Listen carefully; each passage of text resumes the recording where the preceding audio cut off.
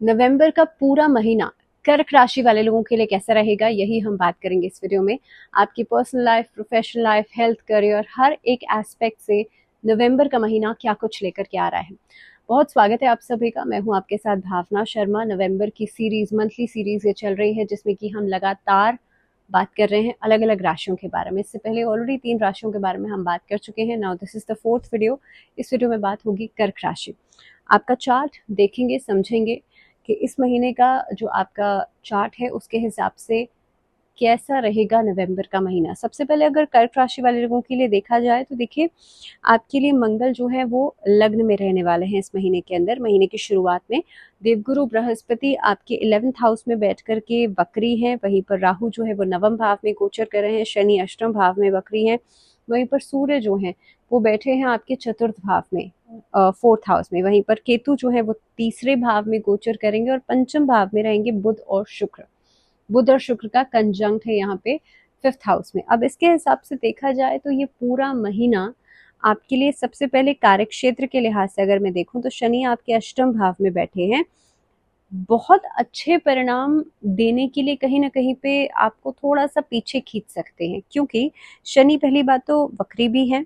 Career में अगर आप कोई अच्छी पहचान बनाने की कोशिश कर रहे हैं तो वहां पर आपको बहुत सारी लूप होल्स को दिमाग में रखना जरूरी है। बिकॉज इस एस्पेक्ट से देखा जाए तो कहीं ना कहीं पे आगे बढ़ने के चांसेस बिल्कुल बनते हैं, क्योंकि देवगुरु बृहस्पति 11th हाउस में बैठे हैं। वहीं पर शनि आपकी मेहनत को बढ़ा देंगे। जहां पर एक स्ट्रेच आपको, मान लीजिए 1 किलोमीटर का स्ट्रेच है, उसमें आप जितनी मेहनत कर रहे हैं उसी में आपको हो सकता है कुछ परसेंटेज ज़्यादा मेहनत करनी पड़ जाए।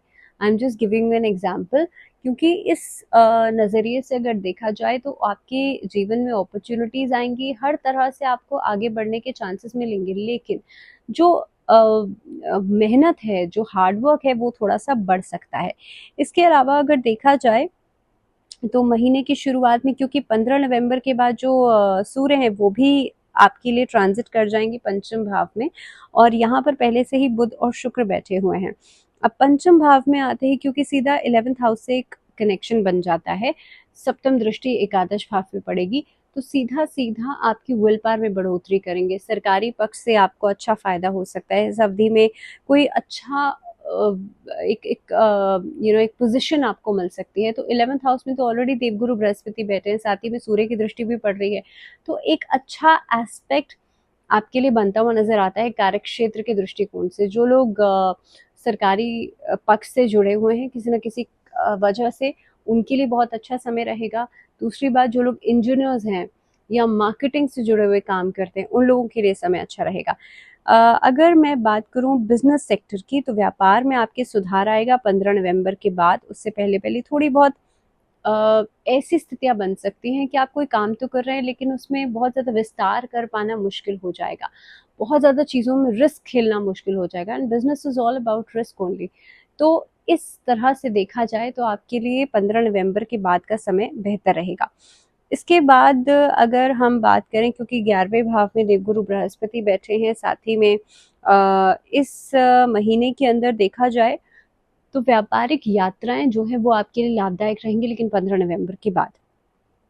आर्थिक स्थिति की बात कर लेते हैं। आर्थिक स्थिति के लिहाज से अगर बात करें तो नवम भाव के स्वामी एकादश भाव में बैठे हैं। हालांकि वक्री हैं, लेकिन उसके बावजूद भी आपको अच्छे बैंक बैलेंस दे सकते हैं, अच्छी तरक्की दे सकते हैं। इस अवधि में आप देखेंगे अलग अलग कोलैबोरेशंस आपके लिए फायदेमंद रहेंगी। नए लोगों के साथ जुड़ना फायदेमंद हो सकता है। निवेश में कोई बेहतर डिसीजंस अगर आप लेते हैं तो वहां से आपको अच्छा रिटर्न आ सकता है।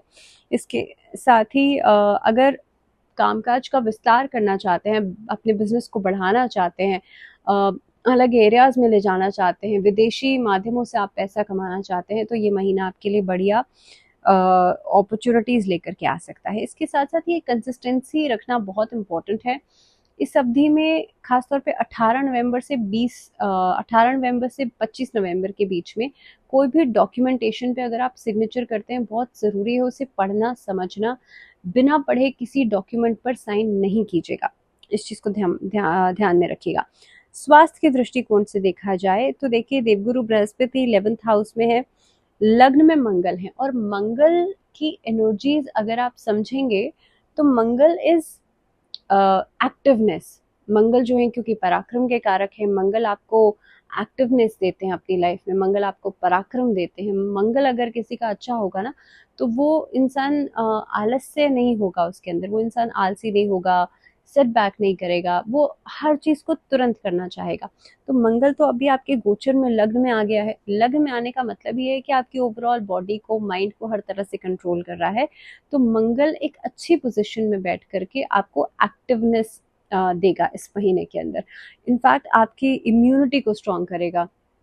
इस महीने के अंदर आप अपनी हेल्थ के ऊपर बहुत ज़्यादा कॉन्शियस रहेंगे, अपनी सेहत का ध्यान रखेंगे।